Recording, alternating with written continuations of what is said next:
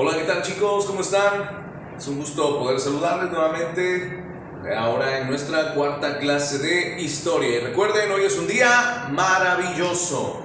Bien chicos, pues algo importante, recapitulando en los temas anteriores, esperando que estén siendo de mucho interés para ustedes. Estuvimos hablando acerca de un presidente muy importante, Lázaro Cárdenas del Río, y estuvimos específicamente hablando de lo que fue el fenómeno del cardenismo y también de lo que fue el presidencialismo. Ahora vamos a algo muy ya ligado a lo que es ese modelo presidencial. Vamos a hablar de un tema interesante que es el tema económico. El tema económico, no quiero aburrirlos obviamente, de hecho no vamos a meterle tantos tecnicismos económicos porque vienen algunas palabras que son algunas de difícil comprensión, pero vamos a simplificar. Quiero explicarles brevemente a qué nos referimos hacia lo que es la economía industrial. En el periodo del presidencialismo se buscó que México desarrollara su propia economía. Si ustedes se dieron cuenta en los videos anteriores, México venía saliendo de lo que era la Revolución Mexicana. Y uno de los fenómenos a nivel internacional durante precisamente el inicio del siglo XX fue la Primera Guerra Mundial.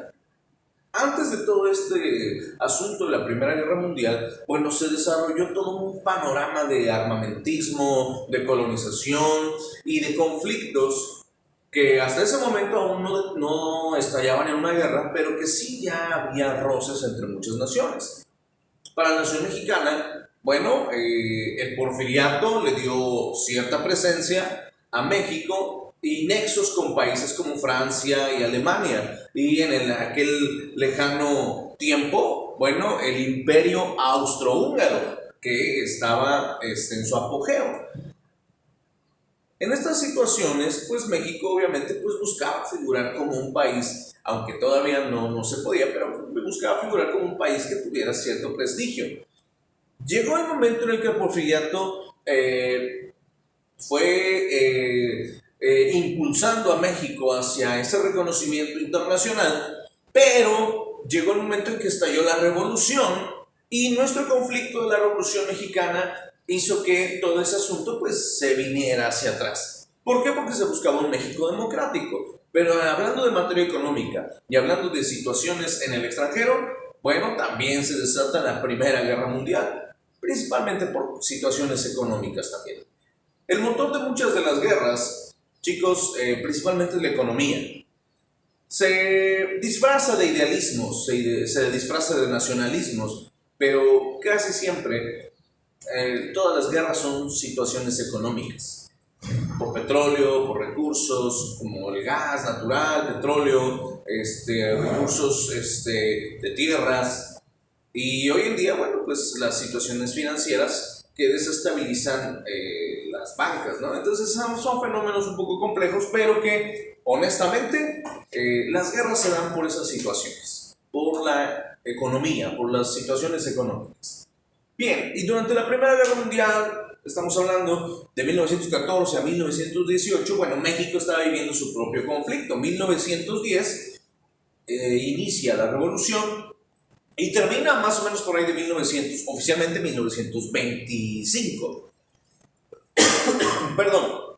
Ahora, inicio del siglo XX, México, su situación económica es difícil, tiene una crisis internacional, Primera Guerra Mundial, movimiento revolucionario aquí en México, y el estallido de la guerra pues también crea una inestabilidad internacional. La crisis de 1929 generó que también México pues siguiera en ese rezago. México de cierta manera subsiste a través de préstamos, México subsiste a través de el desarrollo de una cierta industria, principalmente minera y agropecuaria, pero no es conocido México por más que eso. Hasta que llega Lázaro Cárdenas y como lo vimos en el video anterior, comienza una recuperación lenta mediante el plan sexenal. Recordemos que el primer presidente que implementa este modelo es Lázaro Cárdenas del Río. Inicia con lo que es el reparto agrario, lo que estuvimos viendo sobre los ejidos, la creación de industria y la nacionalización del petróleo. Esto fue de vital importancia para que México comenzara a figurar como un país en desarrollo. La recuperación, como ahorita lo mencionaba, fue lenta, pero sí se alcanzó una cierta estabilidad. Comenzó a desarrollarse lo que fue el México de las instituciones, el México que desarrolló instituciones educativas, instituciones de salud, instituciones públicas que daban una estabilidad al país.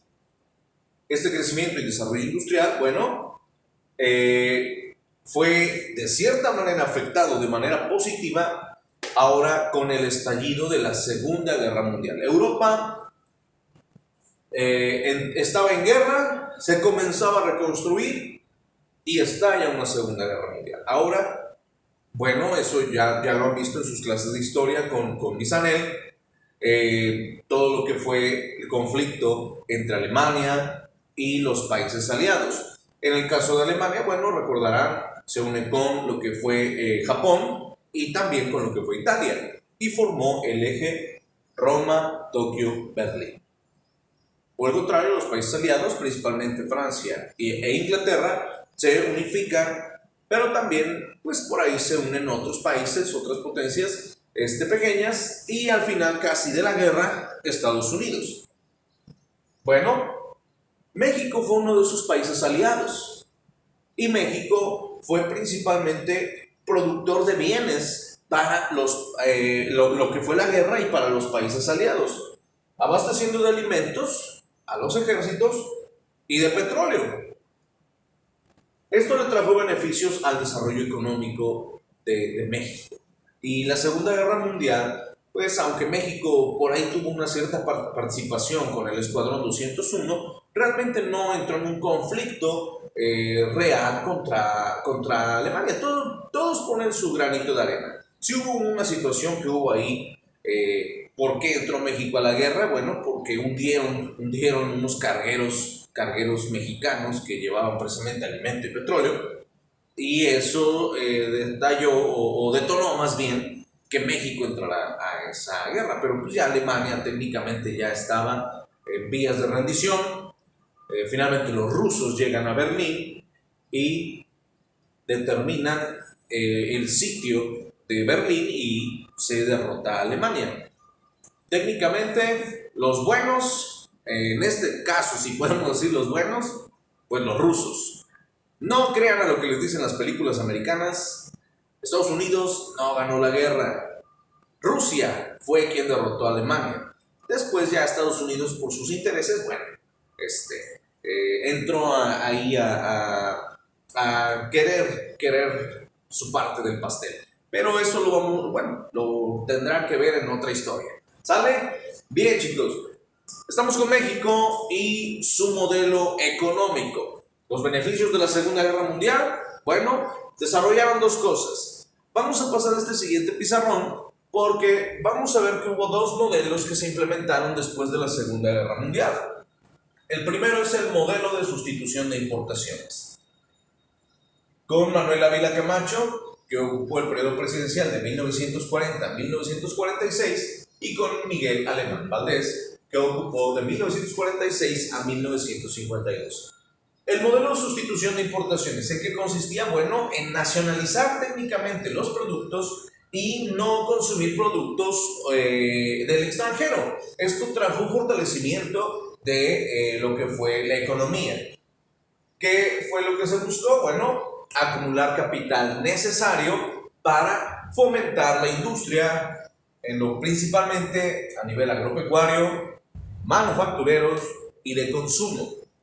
Esta situación de modelo de sustitución de importaciones, bueno, comenzó a declinar ya con el fin de la guerra. Y obviamente, pues al no haber consumo ya de los bienes que México estaba produciendo, bueno, hubo una cierta recesión, aunque sí fue un tiempo de mucho beneficio para México, si podemos decirlo, el tiempo de las vacas gordas. ¿Por qué? Porque se gozó de una cierta estabilidad. Después, para el periodo de Adolfo Ruiz Cortines, en 1952 a 1958, comienza otro modelo, el denominado desarrollo estabilizador. Esto lo van a ver en sus libros, muy nombrado como el famoso milagro mexicano. ¿Qué fue el denominado milagro mexicano? Bueno, un tiempo donde no hubo escasez, donde México se vistió como que de mucha gala, y fue donde se desarrollaron unos Juegos Olímpicos, 2 mundiales de fútbol, y se comenzó a gastar mucho dinero en dar una imagen de un México que estaba en vías de desarrollo. De cierta manera, eso tuvo sus repercusiones, y ahorita les voy a explicar por qué. Porque dentro de este periodo de desarrollo estabilizador, que ocupó 3 periodos presidenciales, Adolfo Ruiz Cortines, Adolfo López Mateos y Gustavo Díaz Ordaz, bueno, se vivió a mucho lujo por parte de la clase política y se desarrolló pues también mucho gasto. Sí sé que desarrolló más industria, el petróleo fue la base principal de la economía, se solicitaron préstamos al exterior para crear refinerías, para crear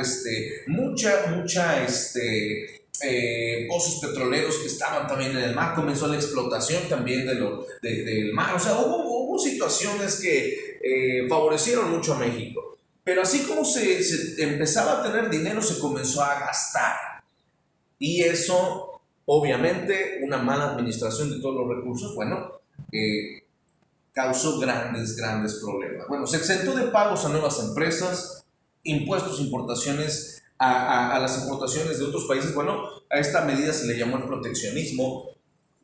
¿Cuál fue la situación que desencadenó? Bueno, años de inflación acumulada. ¿Qué es eso de los años de inflación acumulada? Una deudota que nos dejaron, una deuda que quedó para muchas generaciones de mexicanos, y una devaluación continua de nuestra moneda, devaluación del peso. Y esto, bueno, hasta el día de hoy se están viviendo las consecuencias. Entonces, fue un tiempo que se disfrutó de una economía, porque el petróleo se vendía muy bien, pero ahora ya no se disfruta de eso. Se vino a pique. Por eso, históricamente le llaman el milagro mexicano, pero ahí quedó el famosísimo milagro mexicano. Chicos, hasta aquí queda la clase. Voy a comentarles únicamente su actividad de tarea. Vamos a regresar al pizarrón anterior. Les recomiendo, hagan la lectura de este tema en la página 193 de su libro. Ahí está, hacia una economía industrial. Van a leer esta página 193, los temas, el modelo exportador y la sustitución de importaciones. Y la página 194, del milagro mexicano a la petrolización de la economía. Esto es para reforzar lo que ahorita estuvimos explicando.